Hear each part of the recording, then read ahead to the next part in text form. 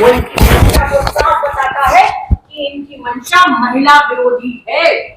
ये महिला विरोधी मंशा के साथ काम कर रहे हैं।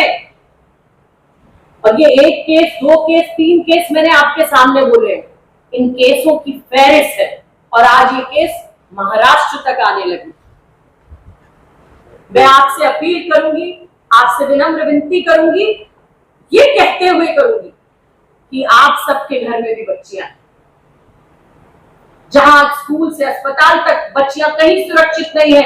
हम सबको खुद खड़ा होकर ऐसे लोगों के खिलाफ एक मुहिम छेड़नी होगी जहां अपराधी ऐसे केस करते हुए थर थर कांपे। आज दहशत इस सरकार में खत्म होने लगी। आपके माध्यम से मैं चाहूंगी कि आप लिखें, आप बताएं और जनता को पता चले कि किस तरीके से ये अपराधियों को बचाने का काम कर रहे हैं।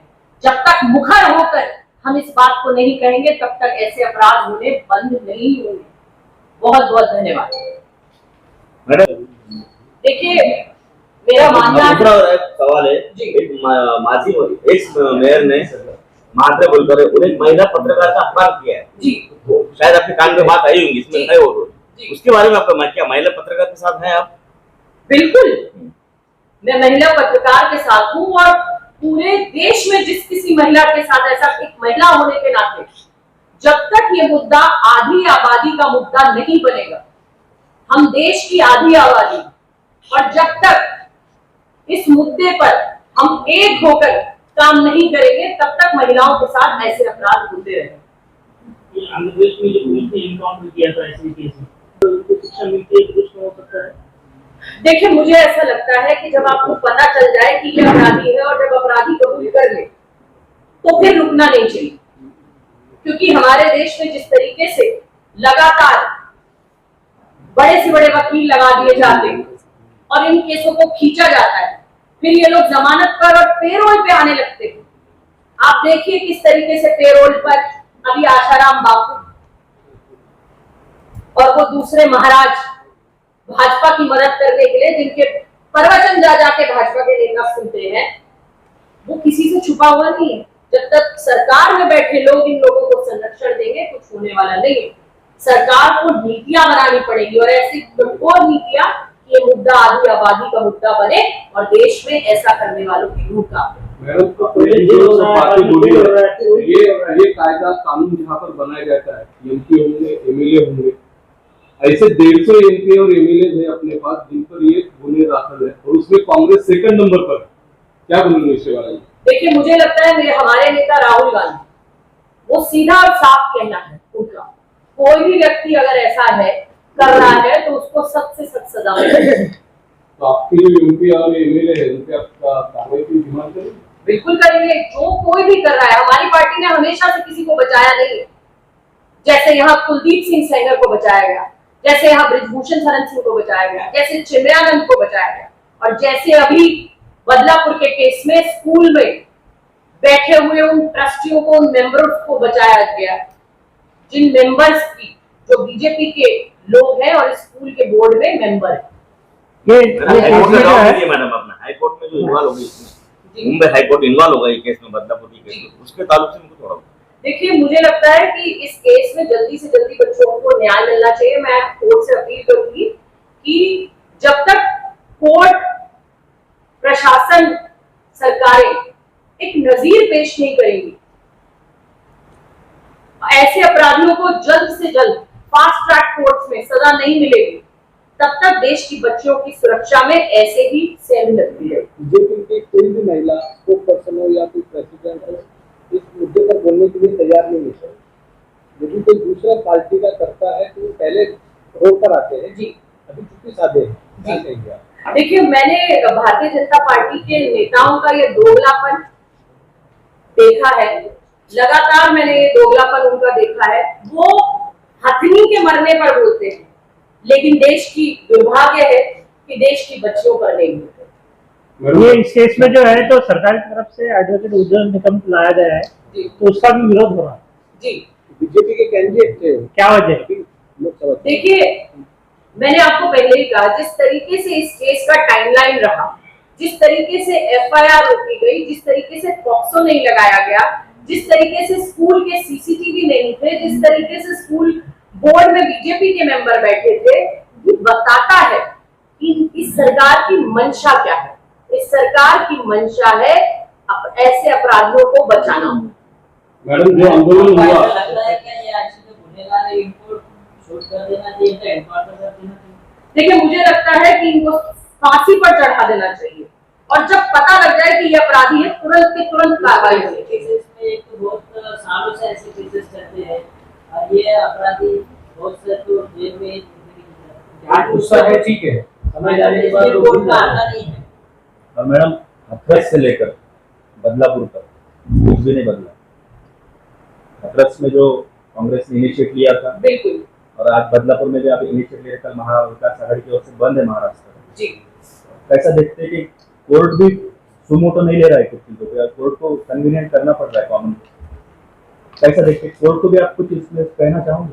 मैंने आपसे कहा, जब तक ये मुद्दा आधी आबादी का मुद्दा नहीं बनेगा, जब तक इस मुद्दे को हम पॉलिटिकल चश्मे से देखना बंद नहीं करेंगे, तब तक ऐसा ही चलता रहेगा। आपके माध्यम से, चाहे कोर्ट हो, चाहे राज्य सरकार हो, चाहे केंद्र सरकार हो, एक महिला होने के नाते हम ये अपील करते हैं कि हम देश की आधी आबादी है और देश की आधी आबादी को न्याय चाहिए। फॉरेन कंट्रीज ने कुछ एडवाइजरी जारी की है कि भारत लड़कियों के, फॉरेन कंट्री की लड़कियों के लिए सेफ नहीं है।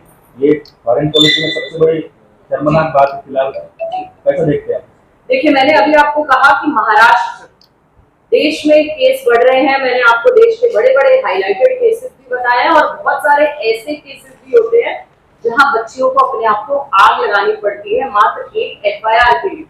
उत्तर प्रदेश के आपने केस गिराया, हाथरस गिराया, मैंने उन्नाव की घटना का आपसे जिक्र किया कि उस बच्ची को अपने आप को आग लगानी पड़ी थी मात्र एक एफआईआर के। यही हमारे नेता राहुल गांधी ने कहा, जहां एफआईआर लिखने में पुलिस प्रशासन बचने लगे, वहां देश की बेटियों का क्या हो। ये हमारे लिए बड़े शर्म की बात है कि विदेशों से ऐसी खबरें आने लगी हैं कि भारत महिलाओं के लिए सुरक्षित नहीं। मैडम बदलापुर में जो आंदोलन हुआ, उस आंदोलन में आपने सीएम कैसे कि वो पॉलिटिकल है। अच्छा, कितनी केसेस है ये तक फांसी दानी, ये कई केस मालूम प्रमाणित नहीं है। देखिए, मैंने आपको अभी पहले भी कहा कि कोर्ट में वकीलों की फौज लगा दी जाती है अपराधी को बचाने के लिए। जब ये पता चल जाता है, जैसे ही कलकत्ता के केस की मैं बात करूंगी, जब हमें ये पता चल चुका है कि अपराधी कौन, अपराधी ने कबूल कर लिया है कि मैंने ये किया है, तो देर किस बात की। एक महिला होने के नाते मैं कहना चाहूंगी कि ऐसा व्यक्ति जो अपराध कबूल कर चुका है, उसके ऊपर कोर्ट को अब वकीलों की फहरिस्त न लगाकर सजा बोल देनी चाहिए। एक सवाल था कि जहाँ पे स्कूल है, उस स्कूल में जो शिंदे है, उनके जो माँ बाप ने ऐसा बताया कि हमारा जो काम था वहाँ पे, हमारा काम स्कूल बंद होने के बाद जहाँ पे साफ सफाई का काम करीबन 7 बजे हम वहाँ पे जाते थे, 6 बजे से लेके 7-8 बजे तक हम साफ सफाई करते थे। उसके बाद हम आते थे और जो हमारा जो लड़का था वो मानसिक थोड़ा सा उसका संतुलन नहीं हुआ था इसकी वजह से। मगर जो वहाँ पे सीसीटीवी जो रहते वो बता रहे कि सीसीटीवी पे वो पालन कि जिस तरीके से सीसीटीवी कैमरा होते हुए भी बंद है, ये सीधी और साफ स्कूल प्रशासन की मंशा बताता है, स्कूल के बोर्ड मेंबर्स को बचाने की उनकी मंशा बताता है, पॉक्सो ना लगाना प्रशासन की मंशा बताता है। सीएम एकनाथ शिंदे जो लेजर वहां अपनी घूमना और मौज मस्ती कर रहे हैं, देवेंद्र फडणवीस अपने नेताओं के आगे नतमस्तक हो रहे दिल्ली में, उन्हें इस केस की या उन्हें महाराष्ट्र की बेटियों की चिंता नहीं है। लड़की बेटी बंद करें, बेटियों को सुरक्षित करें। मेरा सवाल कह रहे हैं उनका भी टॉर्चर किया गया है और स्कूल प्रशासन की नीयत खराब है। साफ पता लग रहा है कि स्कूल इसमें सम्मिलित है। स्कूल नहीं चाहता, स्कूल का पुलिस से कांटेक्ट ना करना क्या बताता है? निर्भया केस में कांग्रेस हुकूमत उस टाइम में टाइम में जब ये निर्णय का जो मैटर हुआ था तो यहाँ पे पूरे बीजेपी प्लस पार्टियां बीजेपी तो कांग्रेस आपको दिखेगी, हाथरस की घटना हो तो कांग्रेस आपको दिखेगी, हमारी महिला पहलवानों के साथ जो हुआ उसमें कांग्रेस आपको दिखी होगी, कलकत्ता में कांग्रेस ने प्रदर्शन किया, बदलापुर में भी कांग्रेस के नेता सड़क पर थे। आज मैं ये प्रेस कॉन्फ्रेंस कर रही हूँ, ये भी इस बात का सबूत है कि कांग्रेस पार्टी इस मुद्दे पर मुकर है और देश की बेटियों के साथ खड़ी। वो किसी भी राज्य का मुद्दा, मैंने आपको कहा कि उसे पॉलिटिकल चश्मे से हटाकर जब तक हम इसको आधी आबादी का मुद्दा नहीं बनाएंगे, अपने देश की बच्चियों को इंसाफ नहीं दिलाएंगे, तब तक ये मुद्दा हल होने वाला नहीं है। हमारे नेता का कहना है कि एफआईआर ऐसे केसेस में जल्द से जल्द होनी चाहिए और मुलजिमों को कड़ी से कड़ी सजा मिले। लेकिन अपने सीएम कहते हैं, आपको अपनी प्रेस कॉन्फ्रेंस में कहा कि सीएम की बेशर्मी है और उन्हें अपनी सीट से इस्तीफा दे देना चाहिए, क्योंकि जब इसी तरीके के प्रदर्शन दूसरे प्रदेशों में होते हैं तो वो पॉलिटिकली मोटिवेटेड नहीं होते, लेकिन जहां आज आम जनता रेल रोक रही है, वो क्यों रोक रही है? क्योंकि एक एफआईआर के लिए 12 तारीख से लेकर 17 तक इंतजार करना पड़ता है। छोटी मासूम बच्चियों को का शोषण होता है, ऐसे अपराधियों को बचाया जाता है, पॉक्सो नहीं लगाया जाता है। मुख्यमंत्री और गृह मंत्री और अजीत पवार जी सारे लोग सोते रहते हैं। ये लोग, ये साफ बताता है कि महाराष्ट्र में ये सरकार फेल है, ये फेल है। इनको इस्तीफा देना चाहिए, इनको जिम्मेदारी लेनी चाहिए